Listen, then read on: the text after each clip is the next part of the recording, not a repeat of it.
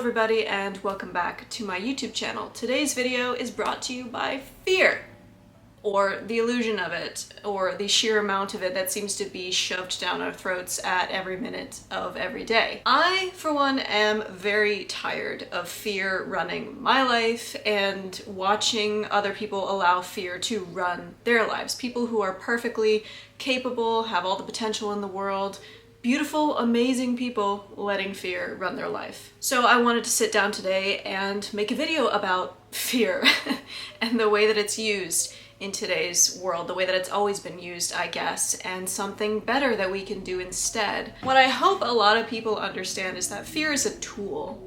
Fear is a currency, especially in the United States. If you can get enough people to fear people, things, experiences, whatever, there is money and division to be made. And this completely goes against human nature, or at least, I guess, ideal human nature, because we're meant to have unity. And when fear is part of the equation, that creates division, and you can't have unity when there is division. And this also isn't some grand humankind message. It can also be applied to everyday small instances, interpersonal relationships between our friends, family, and loved ones. Like if somebody says to you that they think you're too sensitive and you respond badly to that and you yell at them or fight back and you create like a space between you, that creates division. Instead of asking, well, I guess, is there something to be learned from this? Am I too sensitive? Okay. Maybe I should explore that a bit. When that happens and you're committed to having unity with the person, then division, the fear can't enter. So it's not going to create this chaos between you and your friend or your family member or whoever. And we just can't allow ourselves to have division anymore. I've also personally felt very fearful and overwhelmed lately. And so this isn't just something that I'm spouting at you and preaching at you. Like, I deal with this on a daily basis too. You know, I have my own fears that I'm dealing with, because it really feels like fear is everywhere these days, especially when it's put in our faces every time we open our phones or we use social media. It's on the news, it's in the conversations we hear between people. I mean, it's kind of inescapable. Fear keeps us in survival mode. Fear's only function is to control us, to keep us small, and to keep from taking risks. So we buy things to mitigate this fear. We shut ourselves off from other people. We act in inhuman ways. We lash out against others. We create violence. We create chaos. And this is the whole point of fear. But the thing is, fear is an illusion. It only exists when we give it fuel. It only exists when we keep thinking about it. We let it go unchecked. Fear is something that needs to be starved. And of course there is healthy fear. I mean, we are hardwired to have fight or flight or freeze responses to things that happen in our lives. But when it's every day at all times, it's not conducive to a happy or peaceful life. All it does is cut us off from who we really are, our creativity, the things that are important to us. Fear will always make us ask, what is something I can do? What can I grab onto? Where can I go to make this right? It is all completely external. We look to the world around us and people and things to fix it when really we have the answers within us at all times. There is nothing in the outside external world that will give a better answer than what we all already internally know within us. Our inner knowing is a compass. Fear creates a frenzy. It creates these flare-ups in this mine, I need to figure out how to fix this. It knocks us out of alignment with who we truly are. It's really quite insidious when you think about it. So instead, being in touch with this inner voice, this inner knowing, creates the opposite. It creates more peace and unity within ourselves and with the world around us. It ceases this endless noise and ends the frenzy that the outside world tries to create by making us all feel afraid all the time. We absolutely do live in scary times. I mean, there's no denying that.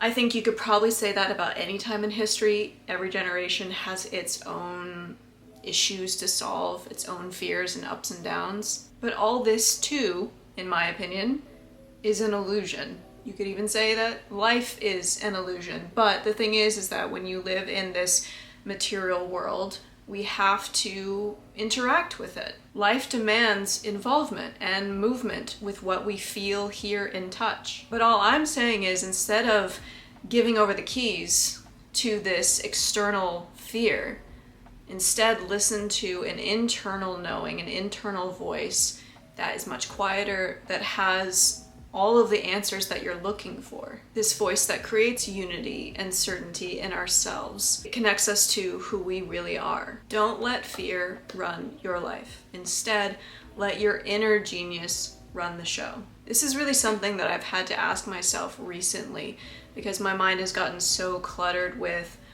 all the things that the outside world tells me that I have to do. You gotta create more. Go, go, go. You gotta make money. The time you have is running out. Like all of these pressurized voices that don't really serve any real purpose. So I've had to remember to get really quiet and ask myself, what is it that I can do right now to alleviate that pressure?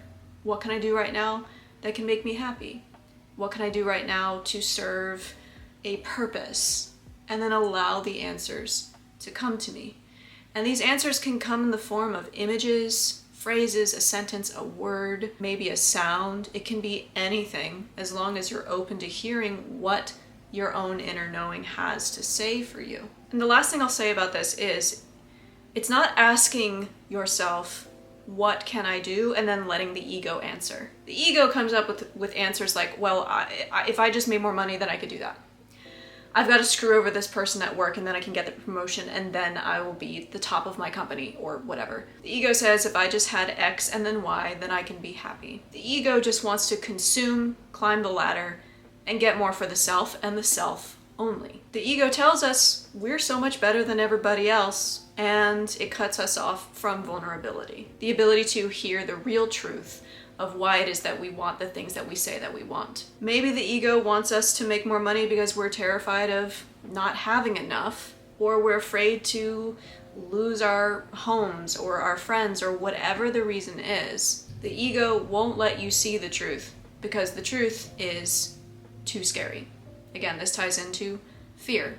Fear tells us, no, I can't know what really is ailing me right now because I don't want to know. I can't handle it. The ego is a false voice. It's not this true inner voice. Of course, the ego can be helpful and it can help us teach lessons about ourselves. We can learn a lot from our own egos, but it isn't going to give you the true answer that is right for you. And it takes courage. I've been there so many times. It takes courage to sit with yourself, examine yourself, and to allow the truth to come up and not judge it, not try to push it down or make excuses. I think there is something so much more powerful in saying, okay, the ego says, I want this because I want power or something, but really what's underneath that is saying, no, I want this because I'm afraid of not being enough. Then the course becomes undoing, why do you have that fear? Learning more about it. So I'll end this video with this. Don't let fear run your life. Let your inner knowing run your life instead. Because we all have all the answers at all times. All we have to do is to have the courage and the openness to ask. And I've been feeling it, man. I've been feeling it this past few days. Honestly, what prompted this video is, we've got an inauguration coming up, and this whole crazy stuff with the TikTok ban and it coming back and everything and what that means. So I just felt it was important to sit down and talk a little bit about fear and a powerful thing that we can do instead of being so externalized all the time. Because that's what I've noticed about people in general, is that we think the answers are always outside of us.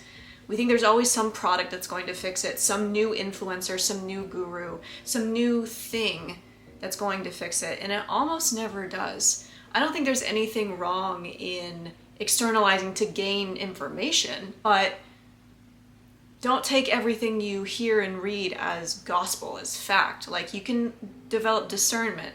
Does this serve me? Do I actually agree with this? Maybe I'm not going to consume that content. Maybe I'm going to unsubscribe from that.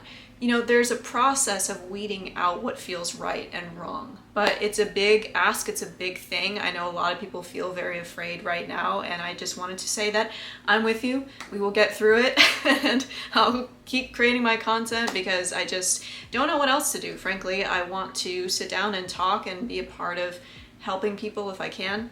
So I hope you enjoyed this video. Don't forget to like and subscribe and hit that bell so you know when I will be posting next. Let me know down in the comments if this resonated with you, or just let me know how you're doing. I would love to know. Don't forget to check out my debut novel, Under the Same Sky. It is available on Amazon and Kindle Unlimited. I'm very proud of this. It's a small town friends to lovers slow burn romance. All of the links will be in the description below. And you can do it. I believe in every single one of you. I believe in myself too, even though today I was like, damn, my mind will not shut up with all these things. Okay.